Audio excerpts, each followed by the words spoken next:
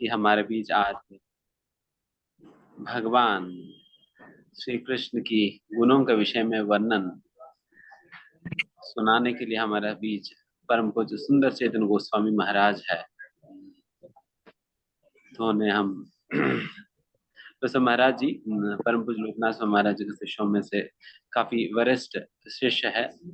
And Maharaj ji Mauritius में महाराज जी की विशेष सेवाएं हैं। एंड इसके साथ साथ महाराज जी अनेक देशों में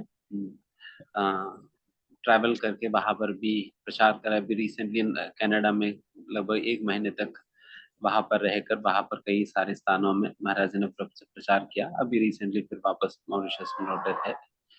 एंड महाराज जी का वैसा शेड्यूल रहता 6 महीने। गुरु महाराज जी चाहते हैं महाराज जी यहाँ पर भारत में भी 6 महीने रहे, बट महाराज की इतना व्यस्त शेड्यूल रहता है कि महाराज इतना समय दे नहीं पा रहे, बट फिर भी महाराज जी प्रयास कर रहे हैं।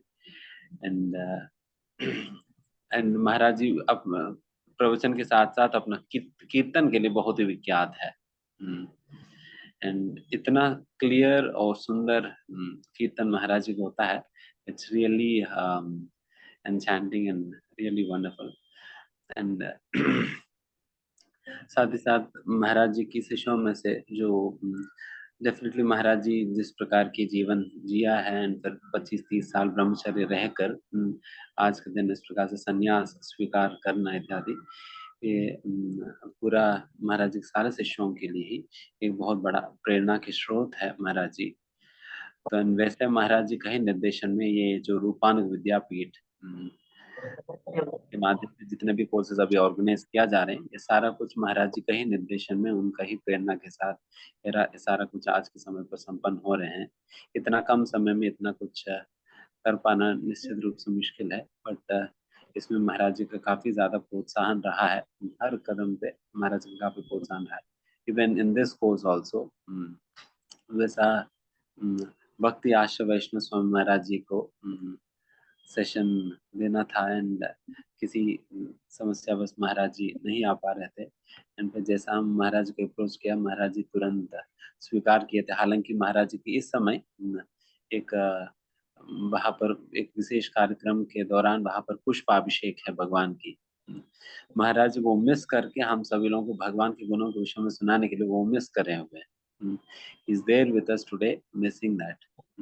So we are especially grateful for that sacrifice so as to continue with this course. Thank you so much, Maharaj, for taking out time for us and guiding us. And we hope and pray that you will keep guiding us all throughout the journey of Rupan Vidyapith. And we will slowly and gradually progress towards the vision and the mission that Guru Maharaj has set for all of us. And आप सभी भक्तों को भी विशेष धन्यवाद। जन्माष्टमी के उपलक्ष्य में भी आप सभी लोग समय निकाल कर इस प्रकार से, हालांकि अनेक अनेक प्रकार की सेवाएं होती है मंदिरों में, बट फिर भी आप सभी लोगों ने समय निकाला और ये कोर्स कर रहे हैं। हमें बहुत प्रसन्नता हो रही है एंड ईर्ष्या भी हो रहे हैं, because I am not able to attend but you are able to make it. तो आपकी भाग्य है, आप लोग सुन पा रहे हैं। वैसा भागवतम के एक श्लोक में बताया जाता है, वाचांसि Vaikuntha गुणानुवर्णने. The only and the very purpose of this mouth is to recite the glories or the qualities of the Lord Krishna. भगवान श्री कृष्ण के गुणों का वर्णन करने के उद्देश्य से ही ये मुंह दी गई है, या कान भी दिया गया है उसी उद्देश्य से। एंड उस उद्देश्य की सार्थकता आज हमें महाराज जी की मुख से श्रवण करके हम करेंगे। तो महाराज जी का हम स्वागत करेंगे एक बार जोर से हरे कृष्ण महामंत्र कहकर। हरे कृष्णा कृष्णा कृष्णा हरे हरे, हरे राम राम राम हरे हरे। परम पूज्य सुंदर चैतन्य गोस्वामी महाराज की, श्रील प्रभुपाद की जय। गौर प्रेमानंदे। Yes, Maharaj, please. Thank you very much, Vedanta Chaitanya Prabhu. We have Kinchana Prabhu here for the translation. Yes, Maharaj. Hare Krishna, Maharaj. Please accept my humble obeisances. Yes. Good. Hare Krishna.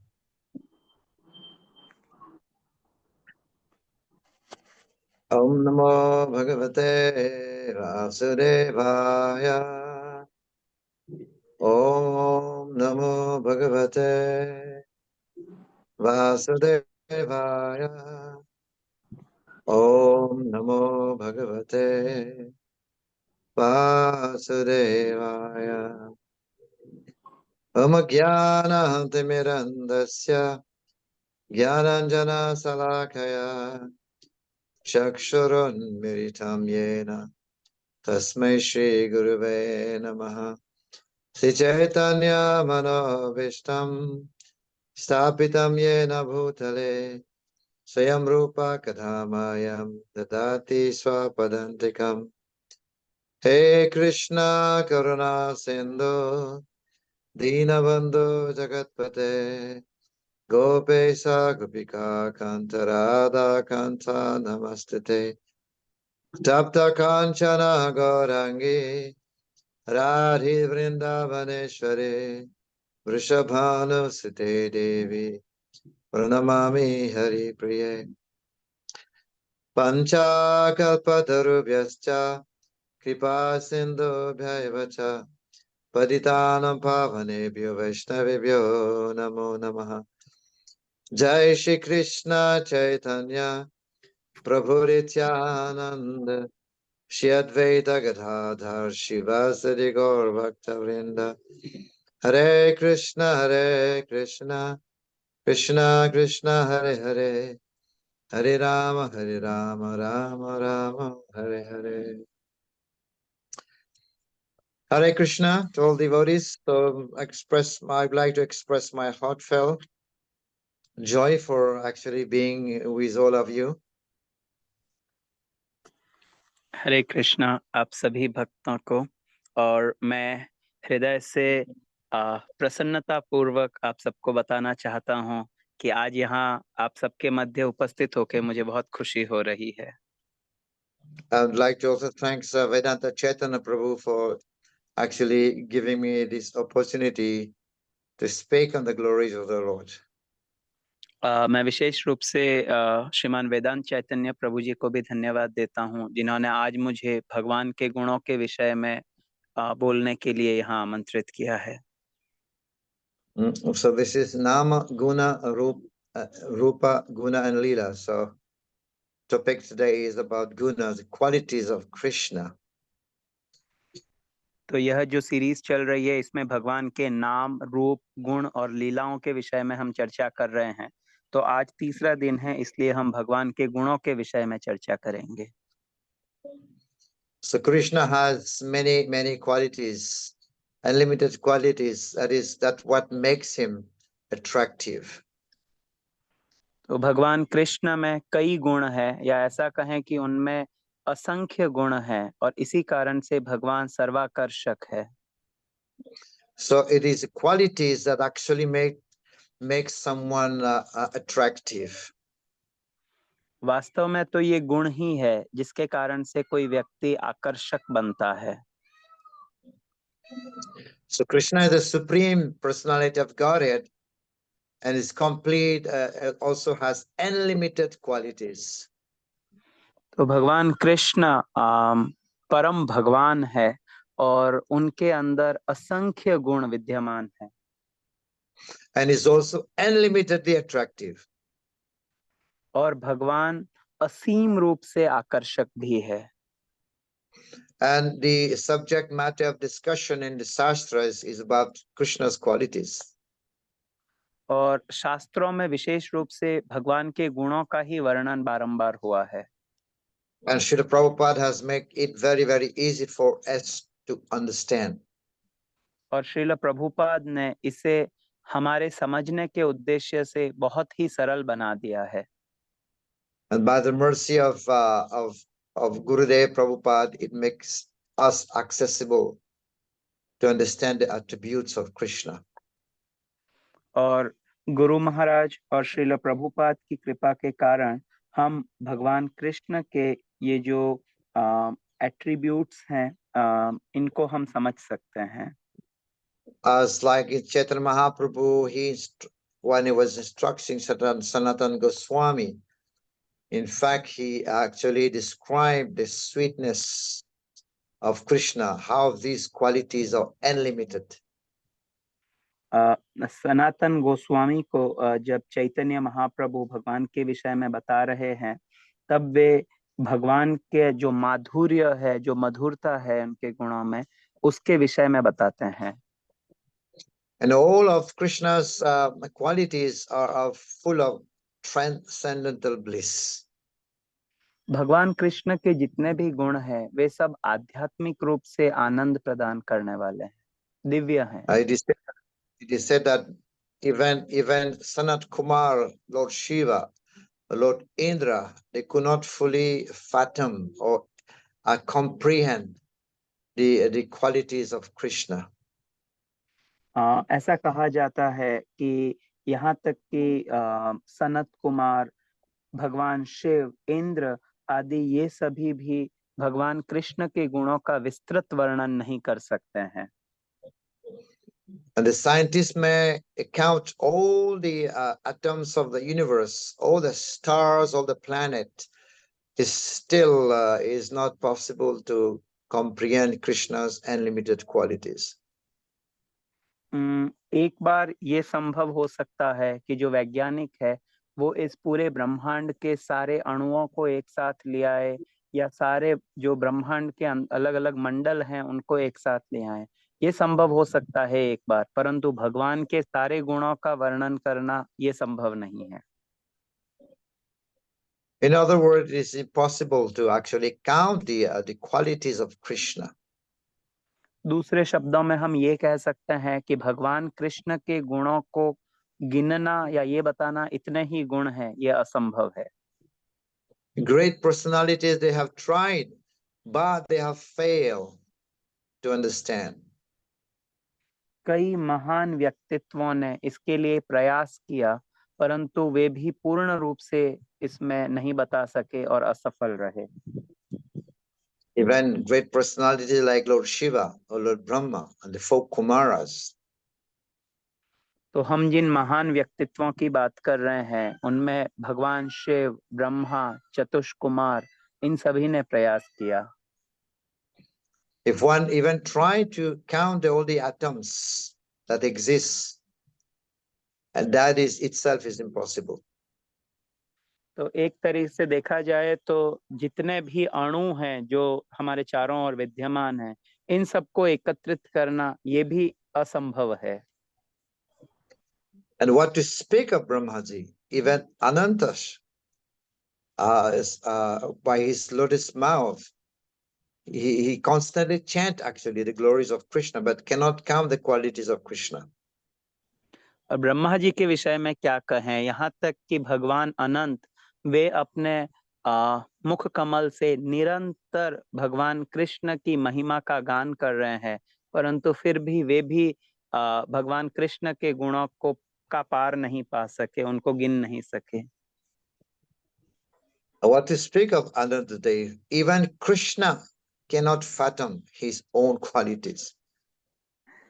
अनंत शेष के विषय में क्या कहें, यहाँ तक कि भगवान कृष्ण स्वयं भी उनमें कितने गुण हैं इसका उन्हें भी पता नहीं है.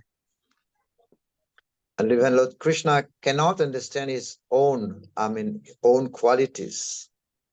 और भगवान कृष्ण स्वयं अपने ही गुणों को ठीक प्रकार से उन्हें भी नहीं पता है, वे नहीं समझ सकते. This is why he comes as Sri Chaitanya Mahaprabhu to taste his own qualities. और यही कारण है कि वही भगवान श्री कृष्ण चैतन्य महाप्रभु के रूप में प्रकट होते हैं अपने उन्हीं गुणों का आस्वादन करने के लिए.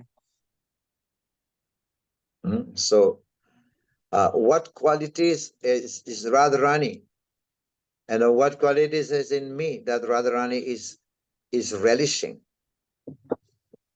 तो राधा रानी में क्या गुण है और मेरे में क्या गुण है जिनका आस्वादन निरंतर श्रीमती राधा रानी करती हैं, ऐसा भगवान विचार कर रहे हैं.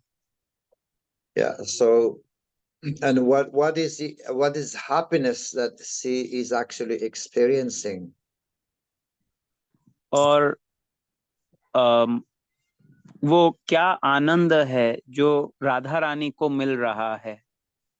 So Krishna is a storehouse of transcendental qualities. Sorry Maharaj, can you please repeat that? Krishna is a storehouse of transcendental qualities. तो भगवान कृष्ण इन दिव्य गुणों की खान है।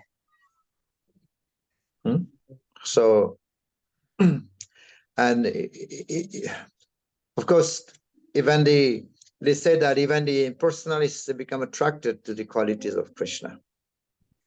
और यहाँ तक भी कहते हैं कि जो मायावादी या निर्विशेषवादी है वे भी भगवान कृष्ण के गुणों के कारण उनकी ओर आकर्षित हो जाते हैं। I would say the impersonalists, the Brahmavadis, like Sundar Goswami and the four Kumaras, they were Brahmavadis, but they still, although they were liberated, but they became attracted to the qualities of Krishna. तो महाराज बता रहे हैं कि ये ब्रह्मवादी जैसे कि सुखदेव गोस्वामी और चार कुमार ये एक तरीके से मुक्त जीव थे, परंतु फिर भी भगवान कृष्ण के गुणों के कारण वे इनकी ओर आकर्षित हो गए। So Rupa Goswami, he has actually identified 64 qualities in the Bhakti Rasamrita Sindhu. तो श्रील रूप गोस्वामी भक्ति रसामृत सिंधु में भगवान कृष्ण के कुल 64 गुणों का वर्णन करते हैं। And they have been divided into four categories. और ये जो 64 गुण है वे 4 विभागों में बांटे गए हैं। Krishna has 64 qualities. So the Jiva, they have 50 qualities of Krishna. The Brahma and Shiva has 55, and Lord Vishnu has 60 qualities of Krishna. भगवान कृष्ण में 64 गुण है, जो जीव है उनमें 50 गुण होते हैं, ब्रह्मा शिव इनमें 55 गुण है और विष्णु भगवान में कुल 60 गुण है। And the first 50 is in the Jivas, but in Bindu, tiny qualities. और इनमें से जो प्रथम 50 गुण हैं वे सभी जीवों में होते हैं, परंतु ये बहुत अल्प मात्रा में होते हैं ये गुण। But the 64 qualities are fully in Krishna, but not even in Narayan. In Narayan has 60. भगवान कृष्ण में ये 64 गुण पूर्ण रूप से होते हैं यहाँ, और ये केवल कृष्ण में ही है। भगवान नारायण में भी ये 64 गुण नहीं होते हैं, उनमें केवल 60 गुण है। So, but when Krishna comes in his human form, he performs his activities, and these qualities that is exhibited by Narayan, when it is exhibited by Krishna, it become more sweeter. भगवान कृष्ण जब अपने मूल रूप में मनुष्य रूप में जब इस धरती पर अवतार लेते हैं तब वे इन गुणों का प्रदर्शन करते हैं, और यही गुण यद्यपि भगवान नारायण भी दिखाते हैं, परंतु जब भगवान कृष्ण इनका लीला करते हैं, इन गुण का प्रदर्शन करते हैं, तो वे गुण और अधिक मधुर हो जाते हैं। One imitates a human being in society, so there is more sweetness in his pastime. जब भगवान कृष्ण एक मनुष्य के रूप में इस समाज में अपनी लीलाएं संपन्न करते हैं, तो उस समय भगवान की वे लीलाएं बहुत मधुर हो जाती है। Like for example, Krishna killing Kamsa. What's the big deal for Krishna to kill the demon? It's not a big deal. तो जैसे उदाहरण के लिए भगवान कृष्ण द्वारा कंस का वध, कृष्ण के लिए ये कोई बड़ी बात नहीं है एक राक्षस को मारना। It requires insignificant strength actually for Krishna to kill Kamsa. Kans को मारना कृष्ण के लिए बहुत तुच्छ कार्य था, बहुत छोटा कार्य था, जिसमें बहुत कम शक्ति भगवान की लगनी थी। And Krishna is a proprietor of this world. So what is amazing when he killed Kamsa and other demons? तो वास्तव में तो भगवान श्री कृष्ण इस संपूर्ण जगत के स्वामी है, तो उनके लिए कंस को मारना कोई बड़ी बात नहीं थी। So when Krishna lifted Govardhan Hill, for human calculation, it is a big deal. But for Krishna, is like a mustard seed for him. तो जब भगवान कृष्ण ने गोवर्धन पर्वत को अब उठाया, धारण किया, तो मानवीय गणना के अनुसार देखें तो ये एक असंभव सा कार्य है, परंतु भगवान कृष्ण के लिए ये बहुत तुच्छ कार्य था और उन्हें ऐसा लगा जैसे वे एक सरसों का दाना उठा रहे हैं।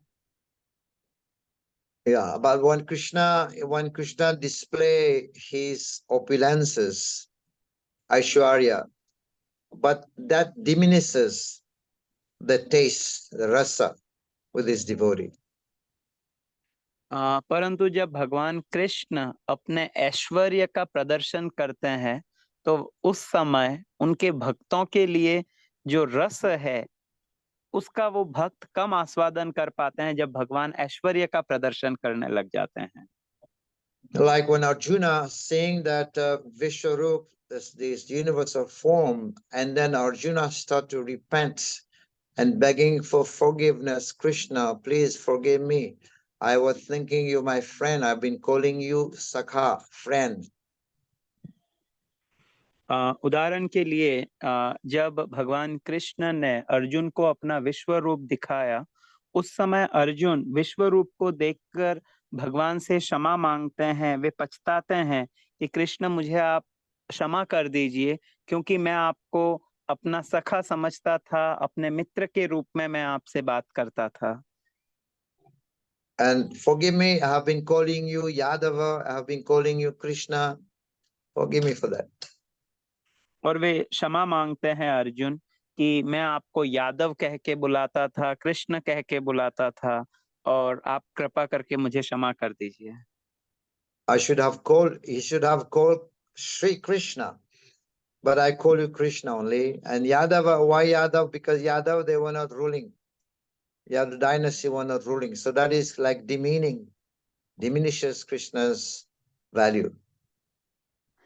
तो अर्जुन कह रहे हैं, जब भगवान का विश्व रूप देखा तो वे कह रहे हैं कि मैं आपको मतलब सीधा कृष्ण ही कह रहा था, जबकि मुझे आपको श्री कृष्ण कहना चाहिए था, और मैं आपको यादव कह के बुलाता था। तो यादव कहने से भगवान का अपमान इस कारण होता है कि यादव शासक नहीं थे, वे रूल मतलब शासन नहीं करते थे। तो इस प्रकार से अर्जुन भगवान की क्षमता को कम आंक रहे थे और उनको मजाक में ले रहे थे। I also been calling you Vasudev, the son of Vasudev. And that's also demeaning because Vasudev was not such a great warrior. When he was going to fight, somebody has to be with him on the chariot. That's also demeaning.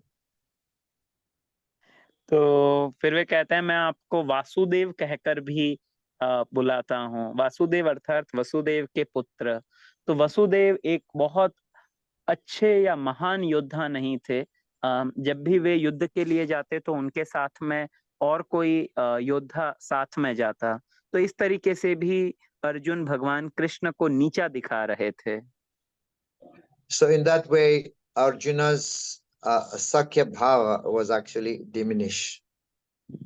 तो इस प्रकार उस विश्व रूप को देखने के पश्चात अर्जुन का जो सख्य भाव है वो एक प्रकार से खत्म हो गया। So just like the bees are attracted to flowers. Similarly, devotees are also attracted to Krishna's qualities. तो जिस प्रकार से मधुमक्खियां पुष्प की ओर आकर्षित होती है, फूल की तरफ, उसी प्रकार भगवान के भक्त कृष्ण के गुणों की ओर आकर्षित होते हैं। So it's like Rukmini became attracted to Krishna just by hearing the qualities of Krishna from Narad Muni. And she fell in love with Krishna just by hearing the qualities of Krishna. तो उदाहरण के लिए रुक्मिणी देवी, वो नारद मुनि के द्वारा भगवान कृष्ण के गुणों का वर्णन सुना और केवल भगवान के गुणों के विषय में श्रवण करके रुक्मिणी देवी को भगवान कृष्ण से प्रेम हो गया. So Krishna, he comes and attract everyone, and as well as the devotees, and giving them pleasure.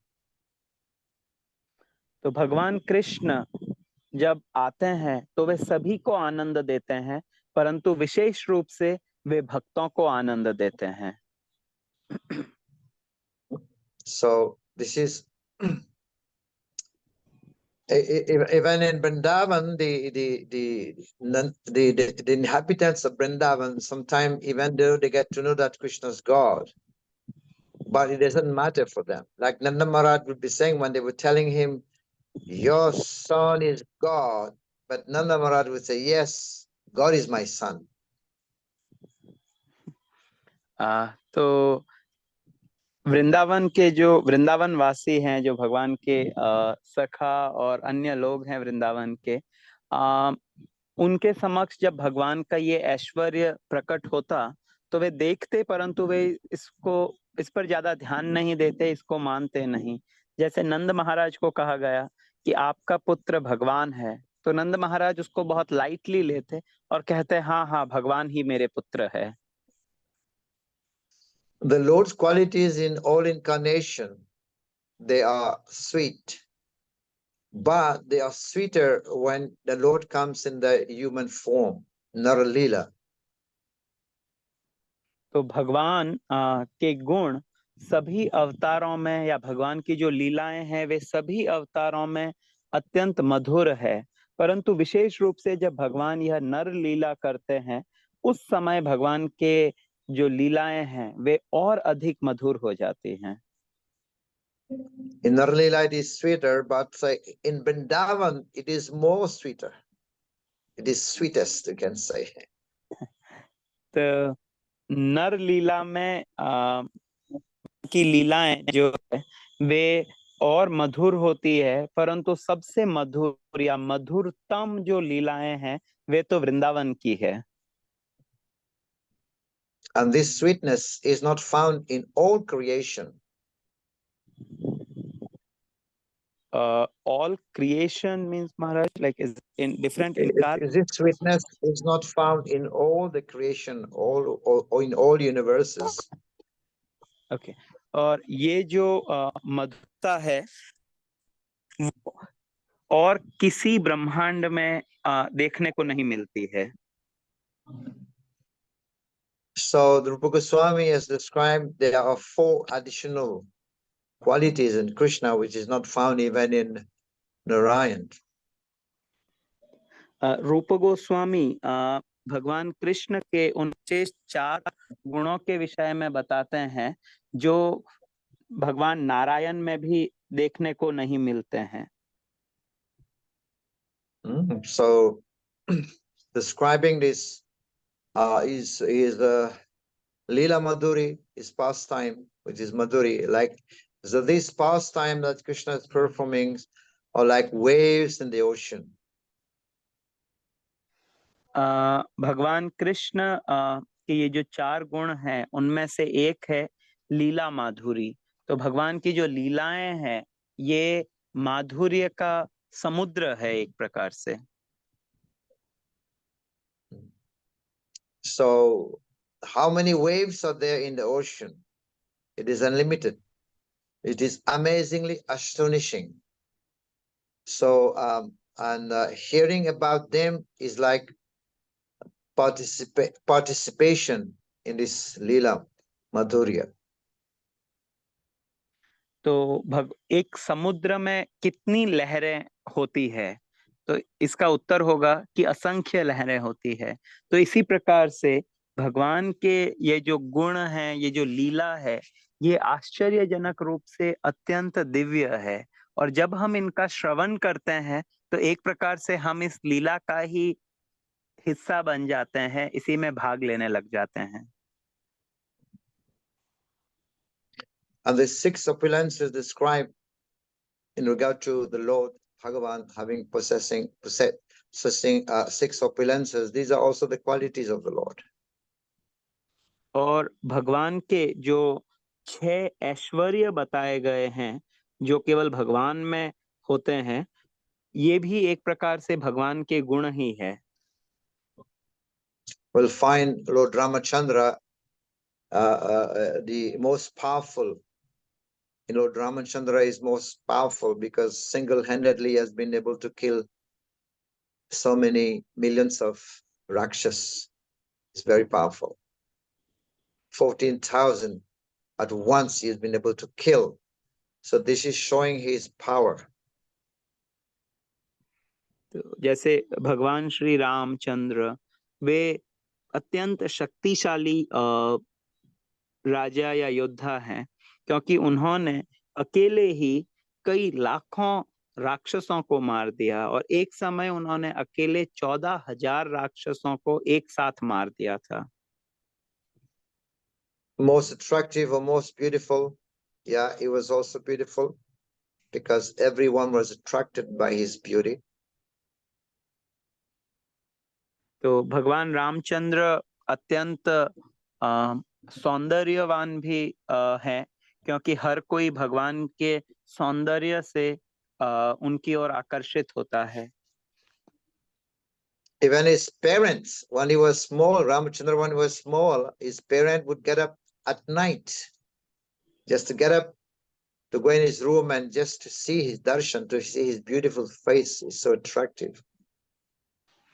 और जब भगवान श्री रामचंद्र छोटे थे तो उनके माता पिता वे रात को उठ जाते, भगवान के जहाँ भगवान राम सोते उस कमरे में जाते और वहां खड़े होकर भगवान के रूप को निहारते।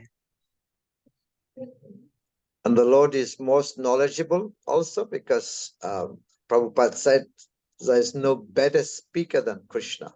When Krishna spoke Bhagavad Gita, there is no better speaker than Krishna. तो भगवान जो अगला जो 6 ऐश्वर्य है, उनमें जो अगला ऐश्वर्य है वह है ज्ञानवान। तो भगवान सबसे अधिक ज्ञानवान भी है। श्रील प्रभुपाद कहते हैं कि भगवान कृष्ण से बेटर स्पीकर और कोई नहीं हो सकता है, उनसे अच्छा वक्ता और कोई नहीं हो सकता। And Ramachandra also was most famous because when he was banished to the forest, he was told to go to the forest. All the inhabitants of Ayodhya, they all wanted to go with him to the forest. He's famous.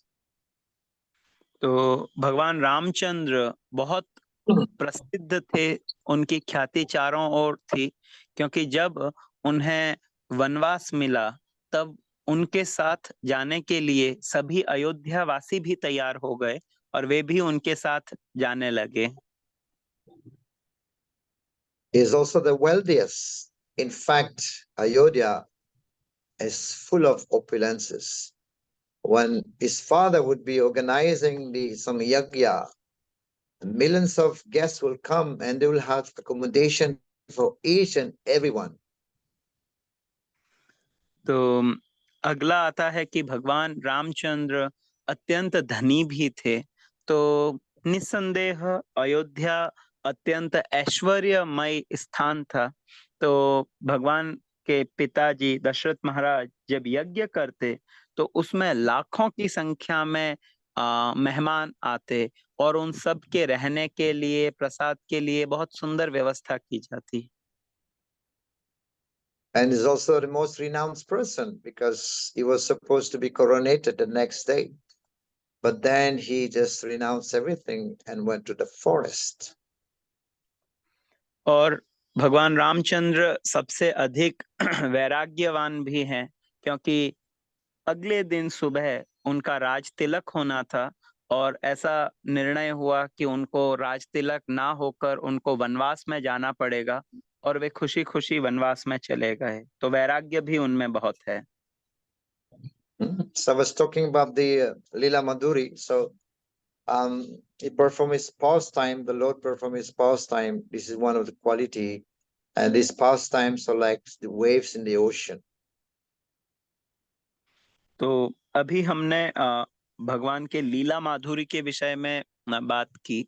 तो भगवान की जो लीलाएं हैं वे अत्यंत मधुर है, और एक प्रकार से समुद्र में जिस प्रकार लहरें उठती है उसी प्रकार भगवान की लीलाएं भी असंख्य है। And the second is Prema Madhuri.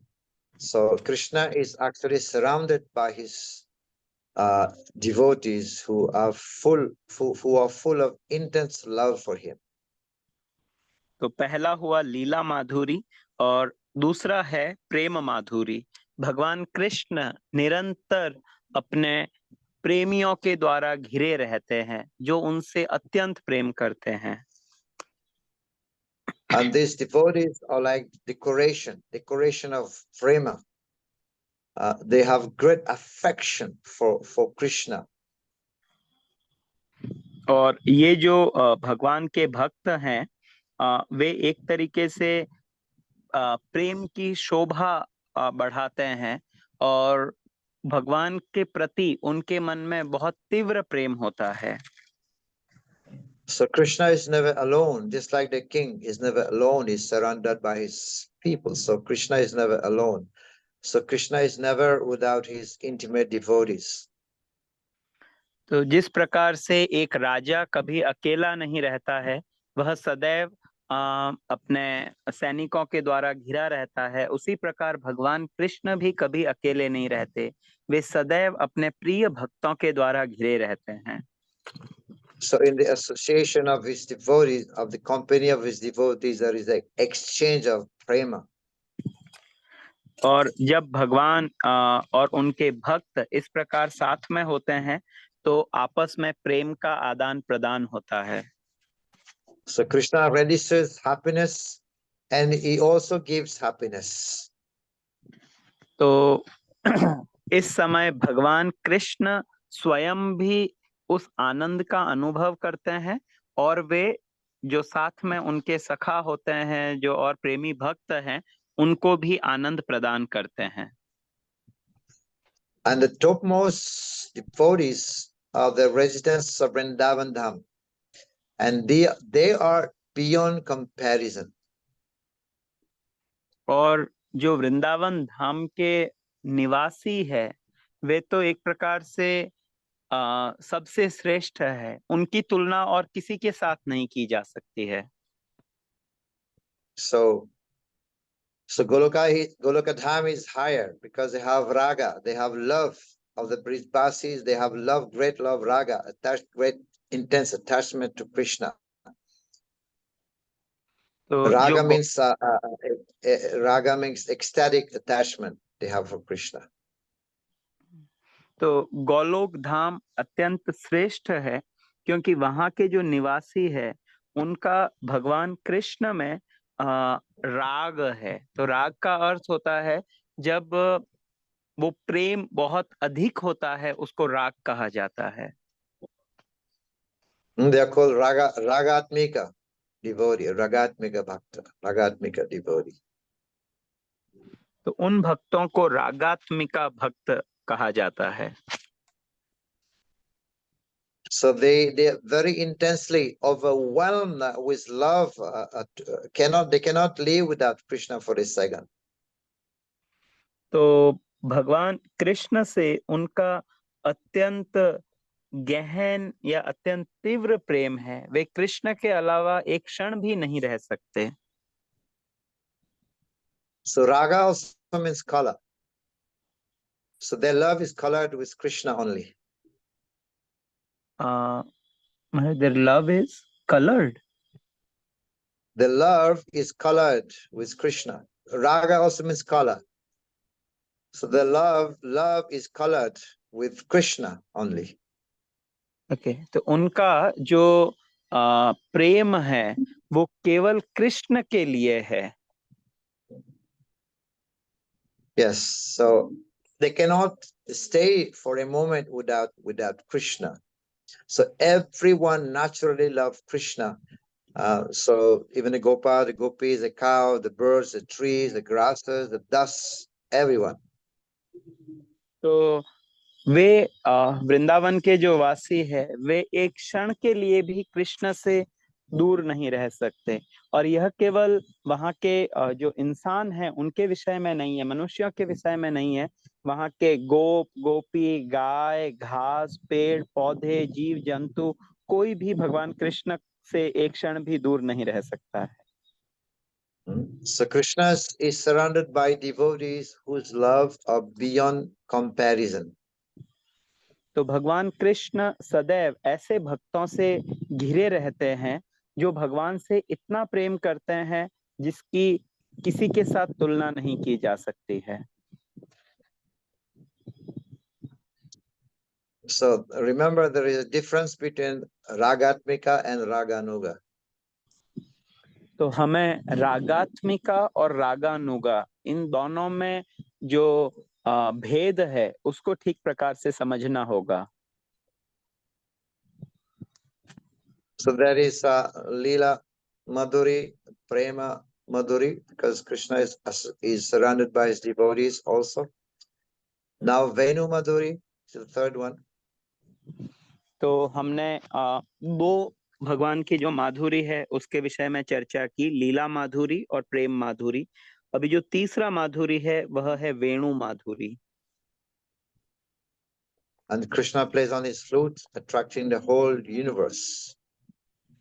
जब भगवान कृष्ण अपनी बांसुरी बजाते हैं तब वे संपूर्ण ब्रह्मांड को आकर्षित करते हैं। So this flute actually is Krishna's companion. Krishna's companion. He plays on the flute everywhere he would go. So this playing on the flute attracts everyone. तो यह जो भगवान की वंशी है, जो बांसुरी है, वास्तव में तो ये भगवान की नित्य संगिनी है। भगवान कृष्ण जहां भी जाते हैं वह बांसुरी उनके साथ होती है, और जब भगवान यह बांसुरी बजते हैं तो वे सभी को अपनी ओर आकर्षित कर लेते हैं। And Krishna has many names according to his pastime, and also names based on playing the flute. तो भगवान कृष्ण के कई नाम हैं जो भगवान की अलग अलग लीलाओं के आधार पर हुए, और उनमें से कुछ नाम ऐसे भी है जो भगवान की बांसुरी के कारण उनके वो नाम हो गए। It's called Murli, Manohar, Vamsi, Bihari, Venugopal, Venudhar, Murli, Badak, all these names according to his pastime. So according to the playing, based on playing the flute. तो इस वेणु, मुरली या वंशी से संबंधित भगवान के कई नाम हैं, जैसे मुरली मनोहर, वेणुधर, वंशीधारी आदि कई नाम हैं जो कि इस मुरली के कारण भगवान के वो नाम हुए। Of course, Krishna can play other instruments because this is an instrument that he likes to play. So that's why he plays on the flute. यद्यपि भगवान कृष्ण और भी कई ऐसे वाद्य यंत्र है जो भगवान बजा सकते हैं, परंतु उन्हें मुरली बजाना अत्यंत प्रिय है, इसलिए भगवान कृष्ण विशेष रूप से यह मुरली बजाते हैं। He's got three types of flute. He's got Venu, Murli, and then Vamsi. तो भगवान कृष्ण के तीन प्रकार के ये फ्लूट है, जिनमें से एक है वेणु, एक है मुरली और एक है वंशी। ये तीनों अलग अलग प्रकार के होते हैं। And Venu is the smallest one. The smallest one is called Venu. तो वेणु वो है जो सबसे छोटी फ्लूट होती है। And then Murli is also the longest one, Murli. और जो मुरली है वो भगवान की सबसे बड़ी बांसुरी होती है। Venu, Murli, and so Vamsi is like middle one. और Medium. जो वंशी है वो एक तरीके से वेणु से बड़ी और मुरली से छोटी होती है।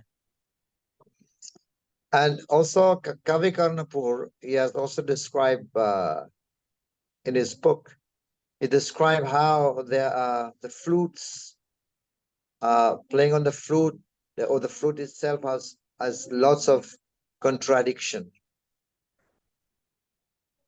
कवि कर्णपुर अपने एक ग्रंथ में बताते हैं कि जब भगवान कृष्ण इस बांसुरी को बजाते हैं तो उसमें भी कई विरोधाभास होते हैं। For example, Kavi Karnapur explained that the flute is full of holes in it, but although there is lots of holes in it, but there is no defects. तो कवि कर्णपुर बताते हैं कि यद्यपि यह जो भगवान की जो बांसुरी है, जो मुरली है, इसमें कई छिद्र होते हैं, परंतु इतने छिद्र होने के पश्चात भी इसमें कोई दोष नहीं है, कोई त्रुटि नहीं है। Just like in English, there is a saying, your arguments is full of holes. It means there is faults in it. So your arguments full of holes. But here, although Krishna's flute is full of holes, but there is no defect.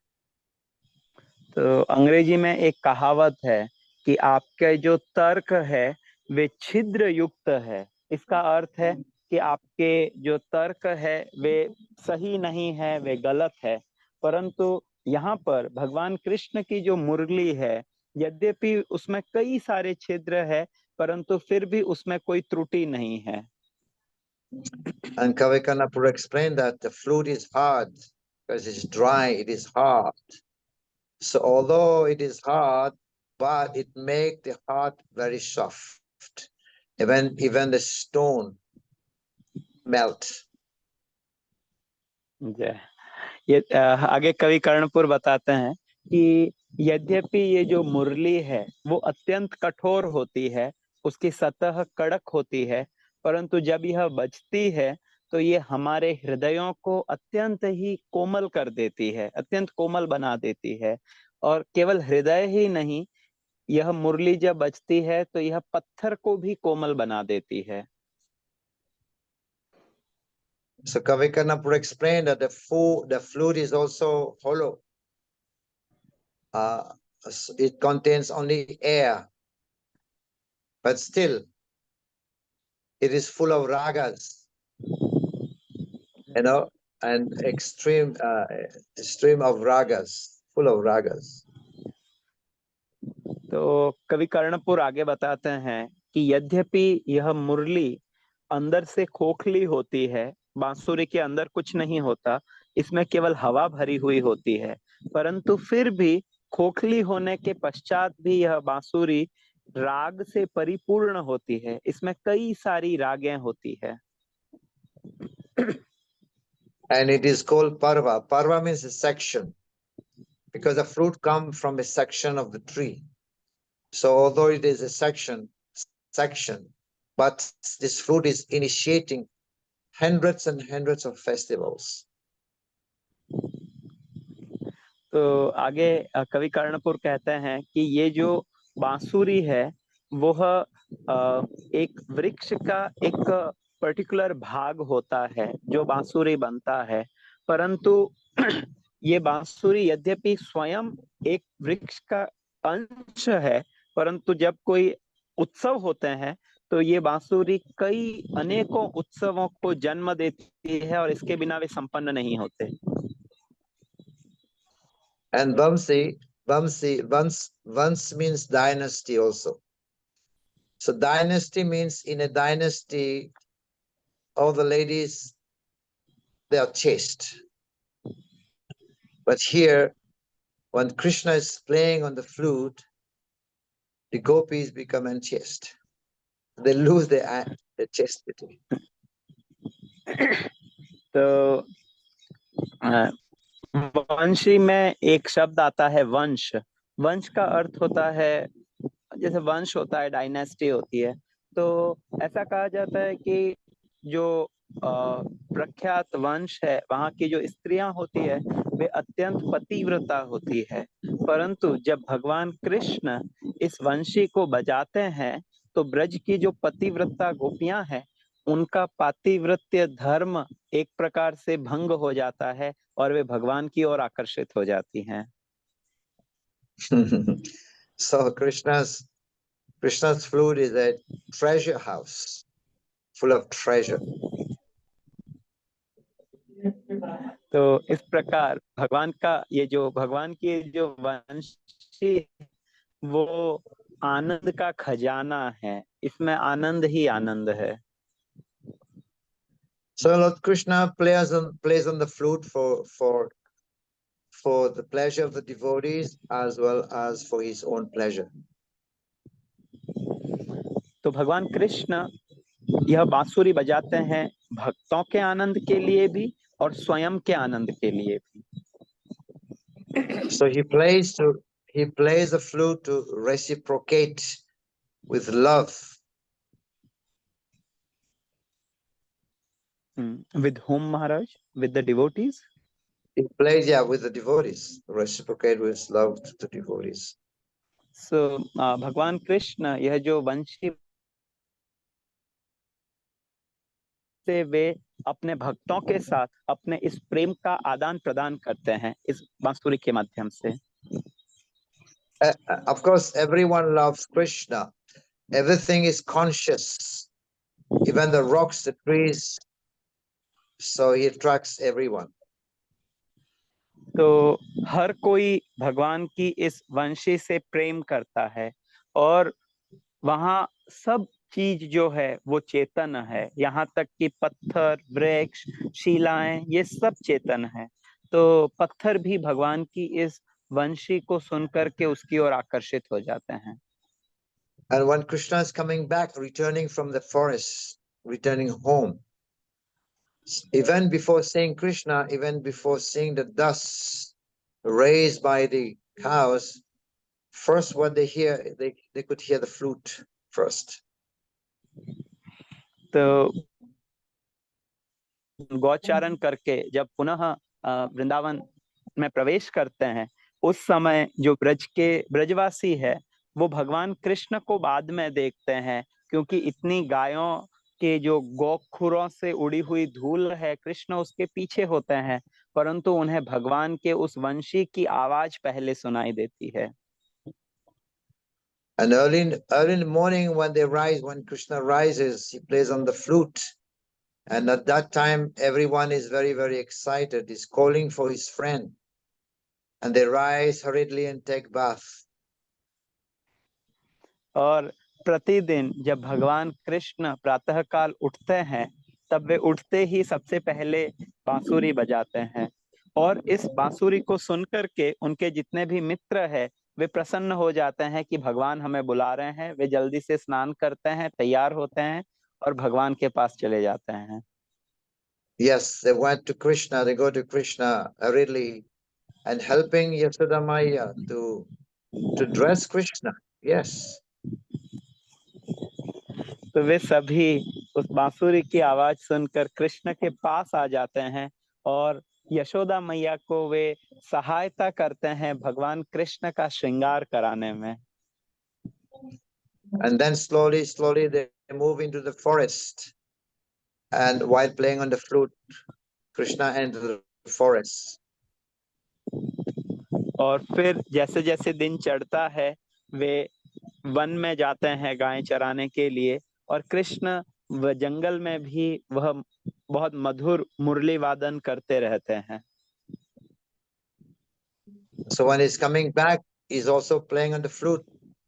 So he's assuring the inhabitants, don't worry, I'm here, don't worry. तो भगवान जब गौचारण करने के लिए जाते हैं तब भी मुरली बजाते हैं, जब वे वापस आते हैं तब भी मुरली बजा रहे हैं।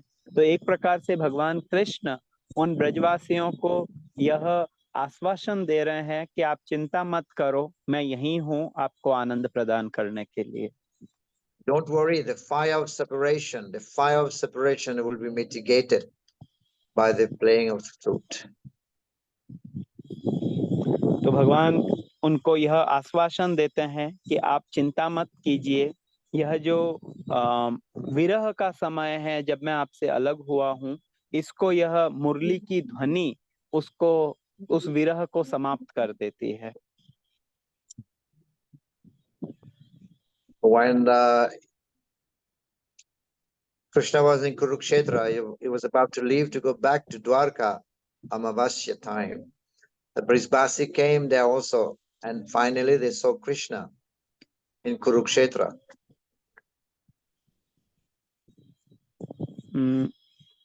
Maharaj, I didn't get it properly. He was going to Kurukshetra, he was leaving, and who was Krishna trying was to in see? Kurukshetra, the Brisbasi also went to Kurukshetra and they saw Krishna, and the Radharani saw Krishna there. And Radharani said, this is my same Krishna who has stolen my heart, my same master who has stolen my heart. And I'm the same Radharani, but I don't like this place.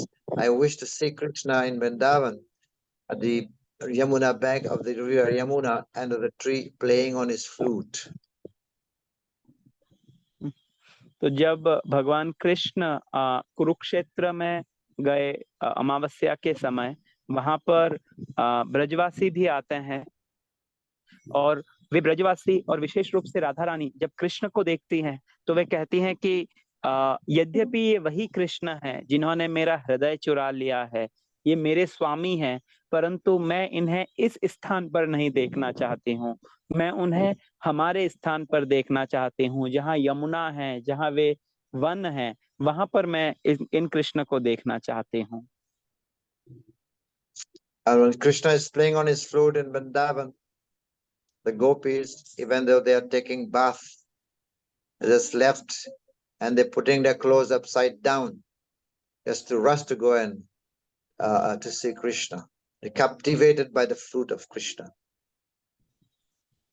जब भगवान कृष्ण वृंदावन में मुरली बजाते, उस समय वहां जो गोपियां हैं वे जब स्नान कर रही होती तो उस मुरली की आवाज सुनकर वे वस्त्र पहनना भी भूल जाती और भगवान कृष्ण को देखने के लिए वे उस मुरली की आवाज सुन के भागी दौड़ी आती थी। And he also uses, playing on the flute, uses his flute to call for the cows also. न केवल इंसानों को, मनुष्यों को, बल्कि भगवान कृष्ण इस बांसुरी बजाकर अपनी गायों को भी बुलाते हैं। And he's calling for his devotees. He's also calling us. He's also calling us, everyone. तो भगवान यह मुरली बजाकर अपने भक्तों को भी बुलाते हैं, हमें भी बुला रहे हैं, और हम सभी को भगवान इस मुरली के द्वारा अपनी ओर बुलाते हैं। So when Krishna is playing on the flute, that is penetrating the heart of Brahmaji, and that is also becoming the Gayatri, and then they transform as the Vedas. जब भगवान कृष्ण यह बांसुरी बजाते हैं तो वे ब्रह्मा जी के हृदय को भी छू जाता है, उसे विदीर्ण करता है, और वहां से गायत्री उत्पन्न होती है, छंद उत्पन्न होता है, और फिर वेद वहां से प्रकट होते हैं। So no one can actually play like Krishna. यद्यपि कई लोग हैं जो मुरली बजाते हैं, परंतु भगवान कृष्ण के जैसी मुरली और कोई नहीं बजा सकता। In Srimad Bhagavatam, it is said that Krishna has actually invent many types of playing tune. Flute playing, sorry. Many types of flute playing, different types of flute playing. So Shrimad Bhagavatam में ऐसा वर्णन आता है कि भगवान कृष्ण ने कई प्रकार के अलग अलग ट्यून्स निकाले, मुरली बजाकर अलग अलग राग उत्पन्न किए उस मुरली के द्वारा। He has invented many new styles of flute playing, in fact. तो भगवान कृष्ण ने कई नए तरीके, नए स्टाइल इन्वेंट किए, उनको उत्पन्न किया जिससे बांसुरी बज सकती है। Even Brahma, even Shiva, even Indra become confused upon hearing the sound of the flute. यहाँ तक कि ब्रह्मा जी, भगवान शिव और इंद्र, ये भी कृष्ण की उस मुरली को सुनकर एक बार के लिए वे अचंभित हो जाते हैं, कंफ्यूज हो जाते हैं। Although they are the most learned authorities, so they cannot ascertain this flute playing, and what they do only is paying obeisances to the sound.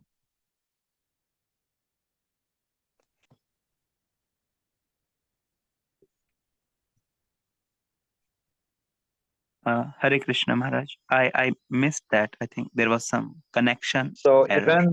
even though Brahma, Shiva, they are great authorities, but they cannot ascertain this sound. But what they do only paying obeisances.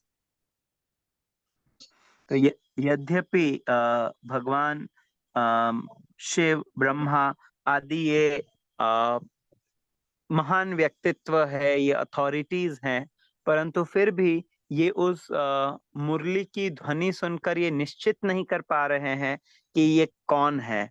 तो इसलिए वे इसको सुनकर के और केवल प्रणाम कर रहे हैं जहां से ये ध्वनि आ रही है। So when Lord Shiva heard about this sound, he stopped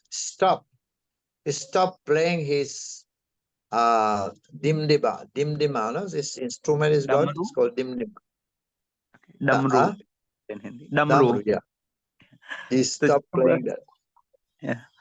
जब भगवान शिव इस मुरली की ध्वनि को सुनते हैं तो वे अपना डमरू बजाना बंद कर देते हैं। And Brahmaji become only astonished while hearing this sound. और ब्रह्मा जी तो जब ये मुरली की ध्वनि सुनते हैं तो वे एकदम अचंभित होकर के और स्थिर से हो जाते हैं। The Gandharvas who are expert in singing, they also become astonished. और जो गंधर्व है, जो कि गायन करने में बहुत एक्सपर्ट होते हैं, वे भी इस मुरली की ध्वनि को सुनकर अचंभित हो जाते हैं, वे भी एक जगह पर रुक से जाते हैं। Anantadev also, there is no effect on Anantadev, but here, when he hears the sounds of the flute, he start becoming dizzy. यहाँ तक कि भगवान अनंत देव वे किसी भी बात से प्रभावित नहीं होते हैं, परंतु जब वे भी इस मुरली की ध्वनि को सुनते हैं तो वे भी एक प्रकार से वे भी इसकी तरफ आकर्षित हो जाते हैं, मोहित हो जाते हैं। He start moving back and forth. Ananta says. और इस आनंद में अनंत शेष अपने जो फन है उनको आगे पीछे हिलाने लगते हैं। So this is what happened when Krishna playing on the first note of his flute, the first note. There are 8 notes together. This is what happened when Krishna playing on the first note. तो मुरली में कुल 8 सुर होते हैं, तो भगवान कृष्ण जब पहले सुर पे बजाते हैं तब ये सब कुछ होता है जिसका हमने अभी श्रवण किया। And when Krishna is playing on his second notes, the Yamuna flows backward. Yamuna water, it goes backward. और जब भगवान कृष्ण दूसरे सुर पर बजाते हैं, दूसरे नोट पर बजाते हैं, तब यमुना जी का जो जल है वो उल्टी दिशा में प्रवाहित होने लग जाता है, वो पीछे की ओर जाने लग जाता है। And the third note, the moon stop moving. This is what happened when Krishna plays on the third note of his flute. और जब भगवान कृष्ण अपने इस मुरली से तीसरे सुर पर बजाते हैं, जब तीसरे सुर पर बजाते हैं, उस समय जो चंद्रमा है वो मतलब चलना बंद कर देते हैं, अपनी गति रोक देते हैं। When Krishna is playing on the fourth notes, that's what happened is it attracts the cows, and then they become motionless. Even when they are drinking milk from the mothers, they become stunned and motionless. और जब भगवान चौथे note पर बजाते हैं मुरली को, उस समय जो गायें हैं वो अचंभित हो जाती हैं, स्थिर हो जाती हैं, और जो बछड़े हैं जब वे अपनी माओं का दूध पी रहे होते हैं तो वे उसी अवस्था में रुक जाते हैं, एक तरीके से वे स्तंभित हो जाते हैं। So this is the effects of Krishna when he plays on his flute, and when he plays on the fifth note, which is the most beautiful note, you know, it is considered to be the most famous well note. Now this note, the fifth one, it attracts the gopis. और भगवान जब पंचम स्वर में मुरली को बजाते हैं, जो सबसे प्रसिद्ध और विख्यात नोड है, स्वर है, तो उस समय भगवान गोपियों को आकर्षित करते हैं। So I was already mentioned the gopis, they're taking bath, or they're putting their dress upside down. Although they are feeding the babies, they just put the baby on the side and then they just leave, because this fifth note is so attractive. तो जैसा कि महाराज ने पहले बताया कि गोपियां जब वस्त्र पहन रही होती हैं तो इस पंचम स्वर में वेणु के नाद को सुनकर वे इतनी आकर्षित हो जाती हैं कि उन्हें ये भी आभास नहीं रहता कि वे ऊपर वाला वस्त्र नीचे पहन लेती हैं, नीचे वाला ऊपर पहन लेती हैं। अगर अपने बच्चे को स्तनपान करा रही हो तो उसको नीचे छोड़ करके और वे उस वेणु की आवाज की तरफ भागी चली जाती हैं। And when the sixth note, he plays on the sixth note, what happened? The Sharad Ritu appears. और जब भगवान इसे छठे स्वर में गाते हैं तो शरद ऋतु प्रकट हो जाती है। So beautiful, Sharad Ritu season. So the seven notes, when Krishna plays on the seven notes, all the six seasons appears at the same time. At the seventh note, what happens, Maharaj? All the seasons, the six seasons appear at the same time. और जब भगवान सातवें स्वर में उस मुरली को बजाते हैं तो सभी जो 6 ऋतुएं हैं वे एक ही समय वहां उपस्थित हो जाती हैं। So what are the six seasons? तो वे 6 ऋतुएं कौन कौन सी हैं? We have Vasanta, means spring, summer, Grishma, Varsha, means monsoon, and then Sharad, the autumn, and then Hemant, winter. तो ये 6 ऋतुएं हैं: बसंत, ग्रीष्म, वर्षा, शरद, Hemant. Shishir also. Shishir means deep winter. और एक So है all these seasons they appear to serve Krishna. तो ये सारी ऋतुएं वहां प्रकट हो जाती है भगवान कृष्ण की सेवा करने के लिए। So these they come even this Boma Vrindavan also. They also transcending time just to facilitate Krishna's pastime.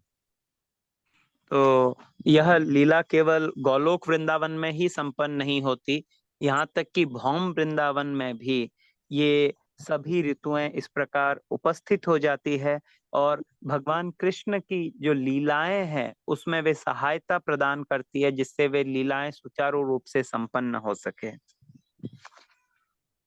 So this autumn, this Vasanta is beautiful because it's also Purnima, that's where the Rasa Leela takes place. तो यह जो वसंत ऋतु है ये अत्यंत मधुर ऋतु होती है। इस समय भी पूर्णिमा के दिन भगवान की रास लीला संपन्न होती है। So he actually plays very, very charmingly in this season, and that attracts gopis. तो इस ऋतु में भगवान कृष्ण बहुत आनंद के साथ आकर्षित यह मुरली बजाते हैं, जिससे सभी गोपियां उनकी ओर आकर्षित हो जाती है। And then when Krishna plays on the 8 notes, that takes the names of Radha and stealing the heart of Srimati Radharani.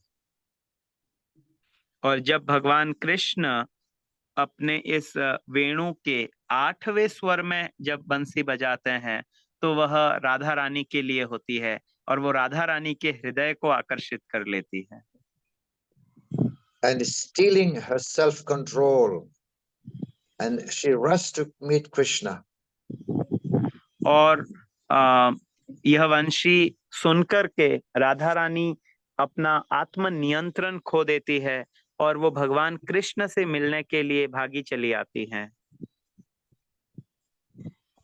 Instead of putting kajal on the eyes, she put kajal on the face, and kumkum on the eyes, and necklace on the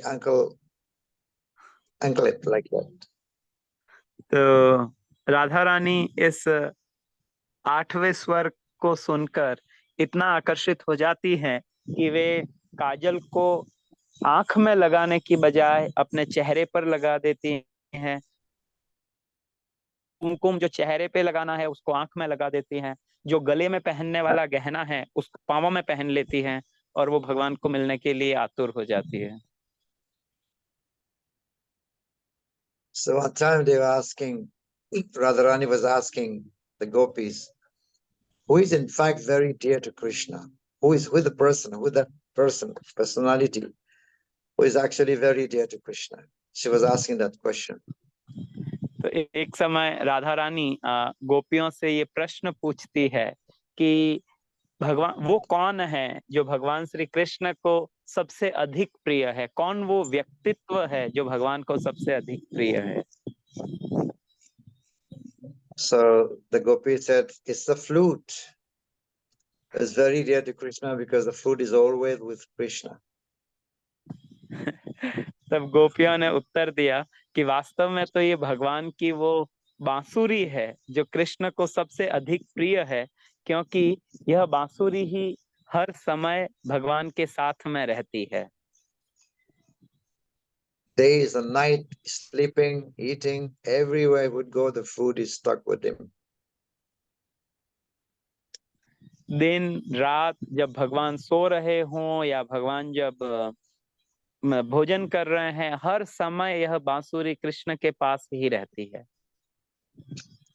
So then Srimati Radharani said, then I would wish to become a flute. I would wish to commit suicide and then take birth as a flute. तब श्रीमती राधा रानी कहती हैं कि काश मैं ये बांसुरी होती, मैं ये शरीर छोड़ देती हूँ, त्याग देती हूँ और अगले जन्म में मैं ये बांसुरी बनना चाहती हूँ जो निरंतर भगवान की संगी है। Sometimes they would become transcendently envious of the flute. The gopi would say, "This flute is what is this flute? This flute is hard. It is useless. It is full of faults. It is empty inside." They would say like that. तो कई बार जो गोपियां हैं वे इस बांसुरी से दिव्य आध्यात्मिक ईर्ष्या करने लगती हैं। वे कहती हैं कि इस बांसुरी में ऐसा क्या है जो भगवान निरंतर इसको अपने पास रखते हैं? ये अत्यंत कठोर है, इसमें कोई रस नहीं है, ये सूखी हुई है, ये अंदर खोखली है, इसमें कई छिद्र है, तो ये अत्यंत दोषपूर्ण भी है। तो ऐसा इसमें क्या है जो कृष्ण को इसकी ओर इसको आकर्षित करती है?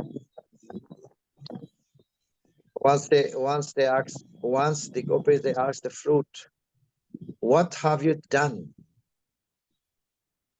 What pious activities you have performed that you are with Krishna all the time? What have you done? तो एक समय ये गोपियां इस वंशी से पूछती है कि हे वंशी, तुमने ऐसा क्या पुण्य कर्म किया है जो तुम निरंतर भगवान कृष्ण के साथ रहते हो, भगवान तुम्हें कभी नहीं छोड़ते? And the flute said one time Krishna was coming to Vrindavan, was entering Vrindavan.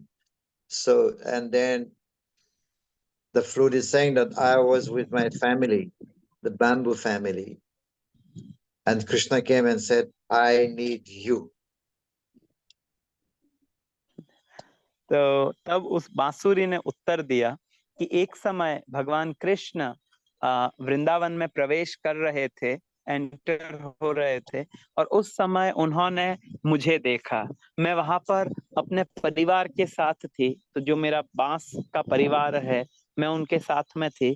तो भगवान कृष्ण मेरे पास आए और कि मैं आपको चाहता हूँ, मेरे को आपकी आवश्यकता है। And I will need to cut you. I'll need to separate you and cut you from your family. So I need you very badly.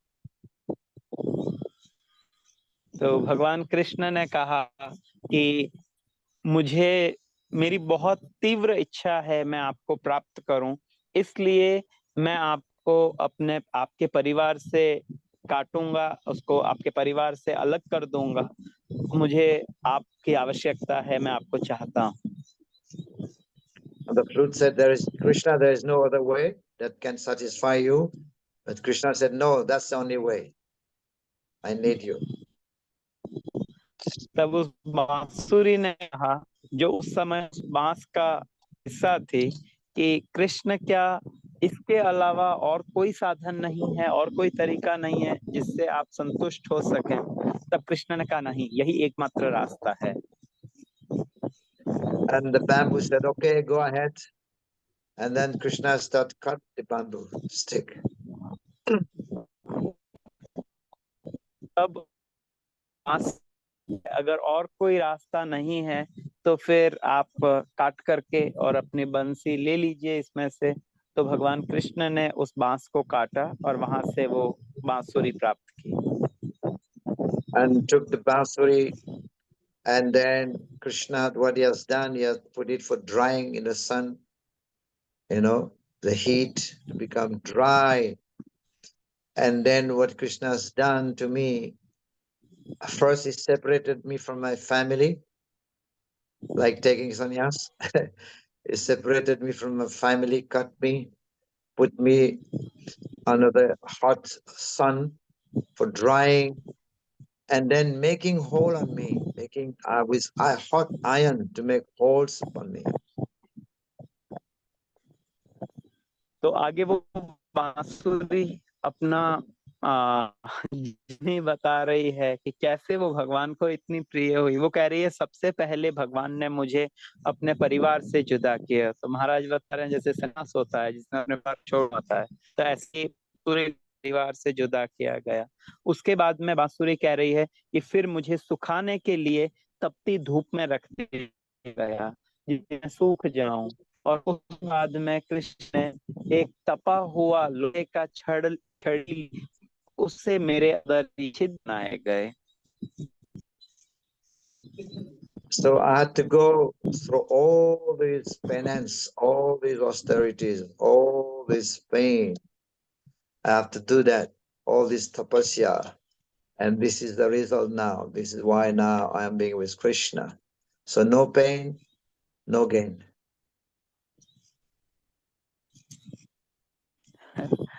तब उस बांसुरी ने कहा कि मैं बहुत आसानी से कृष्ण को इतनी प्रिय या भगवान का आने वाली नहीं बन गई हूँ। मुझे कई तपस्याएं करनी थी। मेरे को इन अलग अलग तपस्याओं से गुजरना पड़ा और तब यह समय आया जब मैं भगवान की संगीन बन गई हूँ। तो महाराज ने बताया कि अंग्रेजी में एक कहावत है, पेन नो, जब तक पेन नहीं होगा, तकलीफ नहीं होगी, तब तक हमें कुछ लाभ भी नहीं मिलेगा। So this is actually the third qualities of Krishna, Venu, Madhuri. तो यह भगवान कृष्ण का तीसरा गुण है, जो 4 गुण विशेष हम चर्चा करने वाले हैं, जो And the last one is Rupa Madhuri. चौथा है अंतिम, वह है रूप माधुरी। But Krishna, nothing is greater than the form of Krishna. Krishna's beauty charms everyone. तो भगवान कृष्ण का रूप इतना विशेष है कि इससे अधिक सौंदर्यवान और कोई नहीं है। हर कोई भगवान के इस रूप से आकर्षित हो जाता है। So beauty is one of the opulence of Krishna, but Maya Shakti prevent one to see the form of Krishna. तो यह जो रूप है वह भगवान के 6 ऐश्वर्यों में से एक ऐश्वर्य है, परंतु भगवान की माया शक्ति इतनी प्रबल है कि वह इसे ढक देती है, जिसके कारण हम इसको देख नहीं पाते हैं। Just like Duryodhana, Jarasandha, they were all actually did not get attracted to the form of Krishna, although they were face to face. तो ये जिस प्रकार से दुर्योधन, जरासंध, ये सब भगवान के समक्ष खड़े थे, भगवान को देख रहे थे, परंतु फिर भी वे भगवान के रूप की तरफ आकर्षित नहीं हो पाए। So the Krishna's also has beautiful form, Tribhanga Lalita, right? Shama Tribhanga Lalita Nyata Prakasam, Govinda Madi Purusham Tamaham Bhajami. So Krishna is bent in 3 places. तो भगवान कृष्ण का जो रूप है वह अत्यंत माधुर्यमय है और भगवान ये त्रिभंग ललित रूप धारण करते हैं। तो ब्रह्मा जी भी ब्रह्म संहिता में इसकी स्तुति कर रहे हैं और भगवान 3 जगह से टेढ़े हुए हैं, उसमें भंगिमा है, 3 जगह से भगवान टेढ़े हैं। Is bent in 3 places: the neck, the waist, and the knees. तो भगवान 3 जगह से जो झुके हुए हैं, उनमें पहला है उनकी गर्दन से, दूसरा है कमर से और तीसरा है घुटनों से। Very attractive. Krishna is never straight. तो भगवान कृष्ण सीधे नहीं है, सरल नहीं है, वे टेढ़े हैं और 3 जगह से वो टेढ़े अपने शरीर को उस रूप में रख के खड़े होते हैं। Dinabandhu Prabhu was studying once that when Krishna enters the heart, so because he is bent in 3 places, then he will not come out.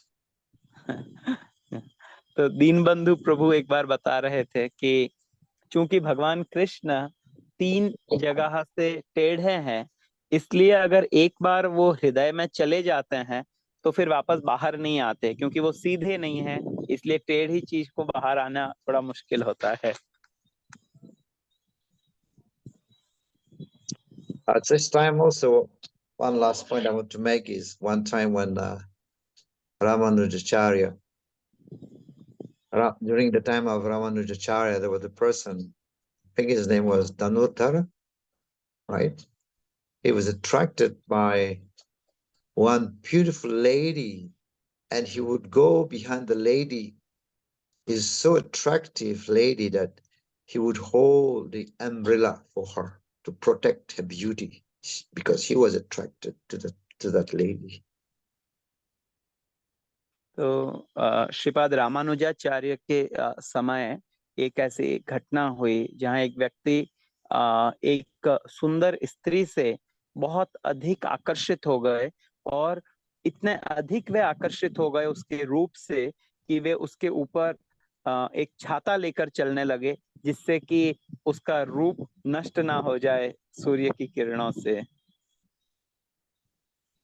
So Ramanujacharya saw that, and he asked his disciple, why is this man doing so? Why is he behaving like that? Holding that umbrella for that lady, why is he so captivated? तब रामानुजाचार्य ने अपने शिष्यों से पूछा कि ये व्यक्ति क्यों इस प्रकार से इस स्त्री के ऊपर छाता लेकर खड़ा है, और क्यों ये इतना आकर्षित हो गया है कि ये इस तरीके से क्रिया कर रहा है। And the disciple said, he has become blind. He is just captivated by the beauty of that lady. That's why he wants to serve, he wants to protect the beauty of that lady. तो उनके शिष्यों ने कहा कि ये अंधा हो गया है इस स्त्री के रूप के कारण से, ये इतना मग्न हो गया है इसके रूप कि ये इसको सेवा करना चाह रहा है, और इसके लिए वो ये छाता लेकर के खड़ा है इसके ऊपर। So Ramanujacharya asked him, why are you so attracted with this lady? And then the man said, don't you see this such a beautiful woman I've never seen in my life?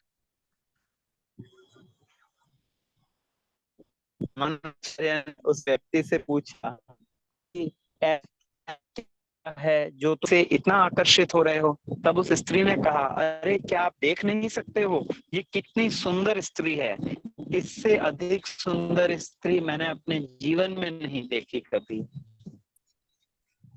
And Ramanujacharya told him, but if I want to show you someone more beautiful than her, would you like to come and see?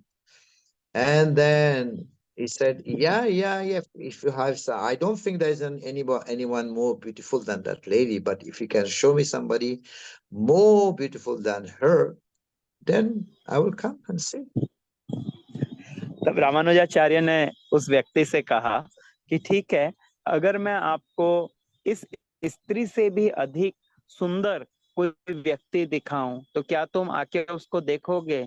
तो उस व्यक्ति ने उत्तर दिया कि जितना मुझे लगता है इस स्त्री से सुंदर और कोई होगा नहीं, है नहीं, परंतु फिर भी यदि आप कह रहे हो कि इससे सुंदर कोई है तो ठीक है, मैं आके उसको देख लूंगा। So then Ramanujacharya said, come, please come with me. And he took him to the south. तो तब रामानुजाचार्य ने उनसे कहा कि ठीक है, आप मेरे साथ में आओ, और वो उन्हें अपने साथ लेकर गए। And there was a temple of Lord Vishnu lying. And I think it was Ranganath, right? Ranganath. So as soon as Yes, Maharaj. Ramanujacharya lit the light, and the light was focused on the face of Ranganath, and as soon as Dhanurdas saw, and he became so attracted. He became so astonished and amazed by the beauty of Ranganath, and then he surrendered actually to Ramanujacharya. तब रामानुजाचार्य उस व्यक्ति को भगवान रंगनाथ के मंदिर में ले गए, जहाँ भगवान विष्णु लेटी हुई में। और जब वे वहां गए, तब जब रामानुजाचार्य ने वहां दीप जल, और उन्होंने जब उस दीपक की रोशनी भगवान के मुखारविंद पर गिरी, और उस व्यक्ति ने जब भगवान के सुंदर मुख कमल को देखा, तो वो एकदम से आश्चर्यचकित रह गया, अचंभित रह गया कि इतना सुंदर और कौन हो सकता है। So these are the qualities additional to Narayan, exist in Krishna. And when these qualities actually Krishna perform its pastime, it becomes sweetest. तो ये वो चार गुण है जो केवल कृष्ण में है, जो नारायण में भी नहीं है, और भगवान के जो गुण हैं वे अत्यंत माधुर्यपूर्ण हैं और सबको अपनी ओर आकर्षित करते ही हैं। And especially when he is performing in Vrindavan, become more sweeter, more sweet. और विशेष रूप से भगवान यही लीला वृंदावन में संपन्न करते हैं, तब वे और अधिक माधुर्यमय हो जाती हैं। Unlike the Mayavadi would say, the Lord cannot have qualities. If he's got qualities, this is Maya. No Roop, no Nama, no Roop, no Guna, no Leela. These are all Maya. तो मायावादी ऐसा कहते हैं कि भगवान में कोई गुण नहीं होते हैं, वे निर्गुण है। तो ना भगवान का रूप है, ना उनमें गुण है, ना कुछ लीला करते हैं। But of course, Krishna's pastime, Krishna's qualities, they're all transcendental, not material. तो वास्तव में भगवान कृष्ण के ये जो गुण हैं वे दिव्य है, आध्यात्मिक है, वे भौतिक गुण नहीं है। Hare Krishna. So thank you. I'll stop here Hare Krishna. for this today's class, and thank you very much, Akinchana Prabhu, translation for the translation. And yeah, this Thank you is so much. going on for next 2 more Beautiful. days. And if anybody would have any comments or any question. तो हम इस सत्र को यहीं पर विराम देंगे, और अभी 2 दिन और है, ये 2 दिन चलेगा।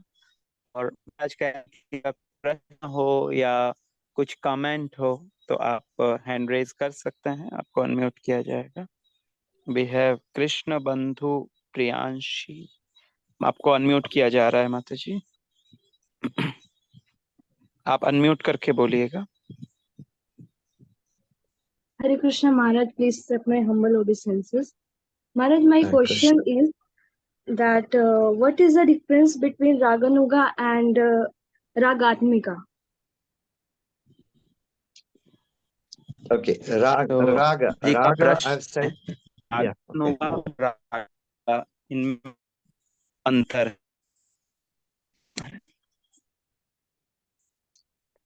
Yes. Ragatmika and Raganuga. Ragatmika, Raga means intense attachments. You know, the inhabitants of Rajadham, they are Ragatmika, with intense love is for Krishna. They cannot live without Krishna. So they are called Ragatmika. तो जो दो माता जी ने जो पूछा रागात्मिका और रागानुगा में भेद, तो महाराज बता रहे रागात्मिका है वे ब्रजवासी जो भगवान से अत्यंत तीव्र प्रेम करते हैं, उनका इतना प्रेम है कि वे कृष्ण के बिना रह नहीं सकते हैं। So these are the inhabitants of Rajadham. और ये वो लोग हैं जो ब्रज धाम के निवासी है, ब्रजवासी हैं। So Raganuga, Anuga means to follow, right? To follow the Ragatmika, those who follow in footstep, they're following but they are called Raganuga. तो रागानुगा जो है, तो अनुग मतलब किसी का अनुसरण करना, किसी को फॉलो करना। तो रागानुगा वे हैं जो ऐसे रागात्मिक भक्तों का अनुसरण करते हैं, उनके पद चिन्ह पर चलते हैं। And these Raganuga, they are still on the practice level, practicing, and on sadhana level, practicing. So and they are following. That's why it's called Raga Anuga. Sorry, yeah. Yes, Anuga means to follow. Yeah.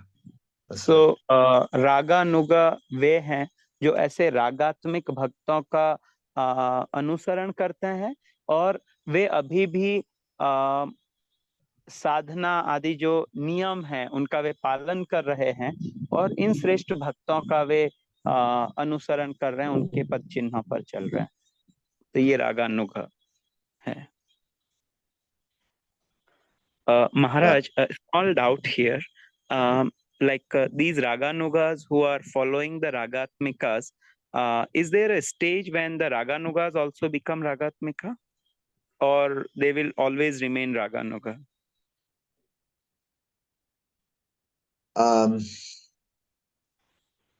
Yeah, I mean, on our level, we are Raga, because Shastra say that if you read Chaitanya Charitamrita, it says, mentioned that one should follow in the footsteps of the Ragatmika Bhakta, to think of one particular devotee, one particular Vishpasi, to think of that person and to follow in their footsteps. For example, someone wants to be a friend of Krishna, Sakai should think about a particular personality of the Ragatmika.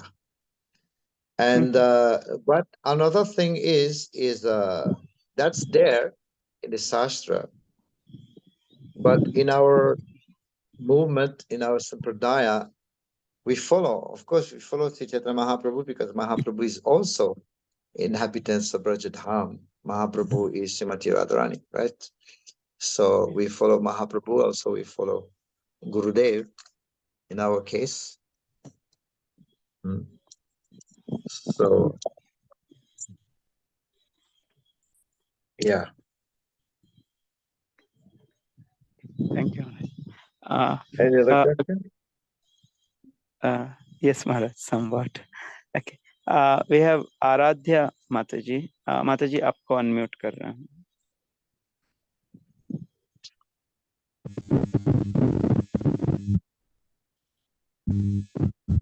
Yes, Mataji, आप बोलिए. Aradhya Mataji. Hare Krishna, Prabhuji. Prabhuji, my question is, didn't Radharani put on the same Vaishnav tilak on her आपकी आवाज break हो रही है. Krishna has put on? आपकी आवाज break हो रही है माताजी, कुछ डिस्टरबेंस है. Am I audible now? Yes. Yeah. Prabhuji, my question is that why didn't Radharani has put on the same Vaishnav tilak as Krishna has put on his forehead? What is the reason behind it? Tell me again, I could not hear properly. She is saying why Radharani is not putting the same Vaishnav tilak on her forehead that Krishna is putting. Yes.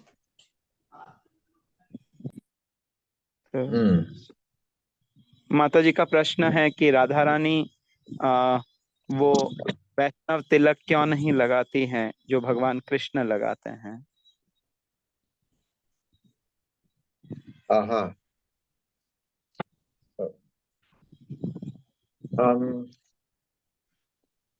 This I will have to find out.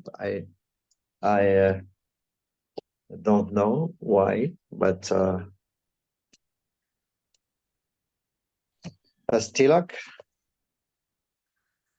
presenting the lotus feet, right?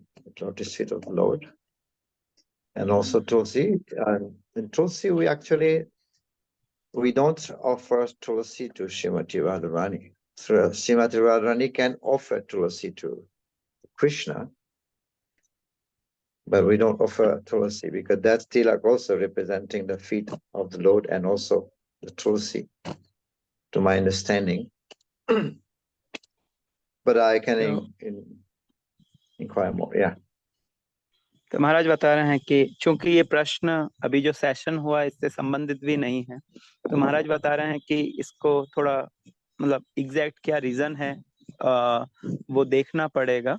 परंतु तिलक जो हम वैष्णव तिलक धारण करते हैं, इसमें जो ऊर्ध्व पुंड्र है वो भगवान के चरण है और नीचे तुलसी हम धारण करवाते हैं, तो भगवान के श्री मस्तक पर हम या भगवान को हम तुलसी दे सकते हैं, परंतु राधा रानी को हम तुलसी अर्पित नहीं करते हैं। राधा रानी स्वयं तुलसी भगवान को अर्पित करती हैं। तो यह एक कारण हो सकता है, परंतु इसे और देखना होगा कि मुख्य कारण क्या है। तो एक और निवेदन है, हम प्रश्न जो आज का सेशन हुआ इसी से संबंधित पूछें तो थोड़ा रेलेवेंट होगा।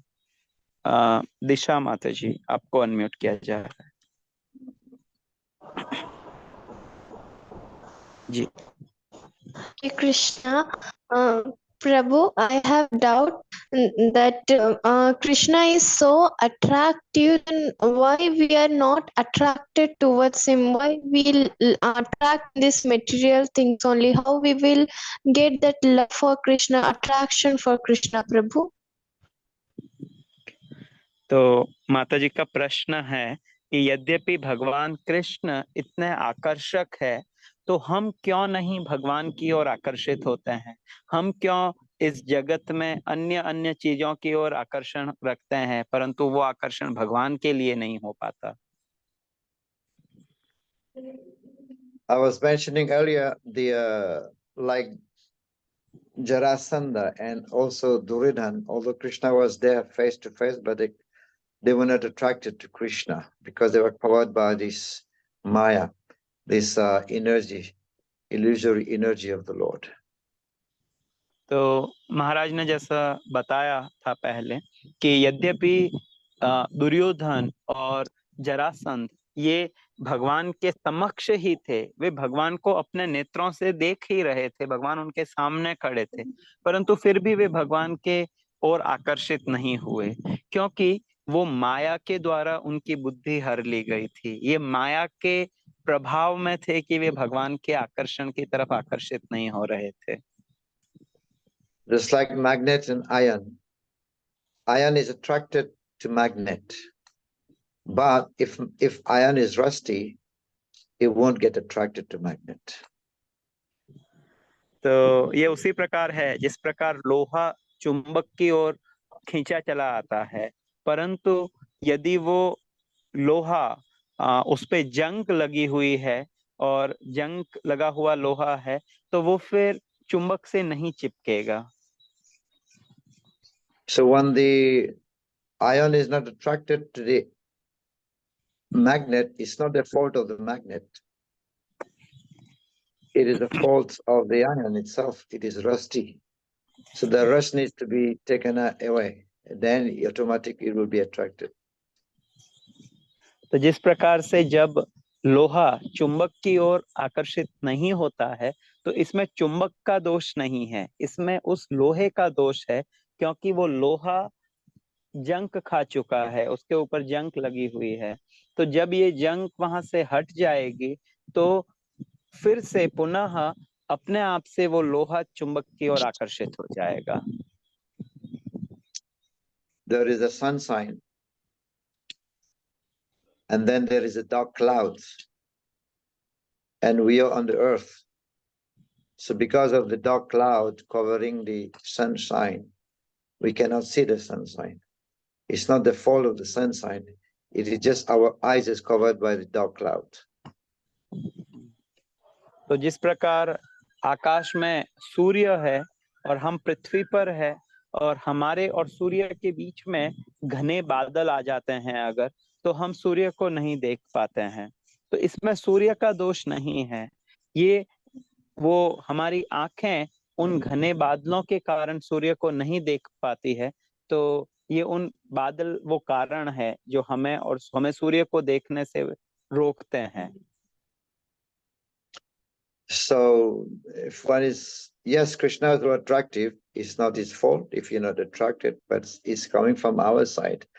This is why we have to take to Krishna consciousness and purify our consciousness, our mind, our hearts. Then definitely one become attracted to Krishna. तो निसंदेह भगवान कृष्ण सर्वाकर्षक है, और हम भगवान की ओर आकर्षित नहीं हो पा रहे, इसमें भगवान का दोष नहीं है, इसमें हमारा दोष है। हमारे हृदय में कई अनर्थ है, जिनके कारण से हम भगवान की ओर आकर्षित नहीं हो पाते हैं। जब ये अनर्थ चले जाएंगे तो हम भी भगवान की ओर आकर्षित हो जाएंगे। So we become attracted by purification, by the mercy of Krishna, by hearing more and more about Krishna. Rukmini Devi, she was small when she was small, just by hearing about Krishna from Narad Muni, and she became attracted to Krishna. So much so that she wanted to marry Krishna, right? तो भगवान कृष्ण से जब हमारा ये हृदय का शुद्धिकरण होगा, तब हम भगवान की ओर आकर्षित होते रहेंगे। जिस प्रकार रुक्मिणी देवी जब वो बालिका थी, उन्होंने भगवान कृष्ण के विषय में निरंतर श्रवण किया, और निरंतर श्रवण करने के कारण रुक्मिणी देवी भगवान कृष्ण से इतना आकर्षित हो गई कि वे भगवान से विवाह करना के लिए आतुर हो गई। Thank you. Thank you so much, Maharaj, for such a wonderful session. As always, it was so enlightened. Thank you so much. Hare Krishna. Near Rupanuga Vidyapeeth के सभी पार्टिसिपेंट्स को परम पूज्य सुंदर चैतन्य गोस्वामी महाराज जी का बहुत बहुत धन्यवाद। महाराज जी वैसे भी इस विद्यापीठ के चेयरमैन हैं और उनकी प्रेरणा से बहुत कुछ चलते आ रहा है। और मेरा विशेष धन्यवाद श्रीमान अकिंचन भक्त प्रभु को, जिन्होंने इतने शॉर्ट नोटिस पे आके बड़ा सुंदर सेवा किया। Thank you so much Maharaj ji. Once more we are looking forward to do these services under your guidance, as Maharaj always is there at the top to guide all of us. Thank you so much. Shri Prabhupada की जय, सुंदर चैतन्य गोस्वामी महाराज जी की जय, निताई गौर Sevanand. Hari Haribo.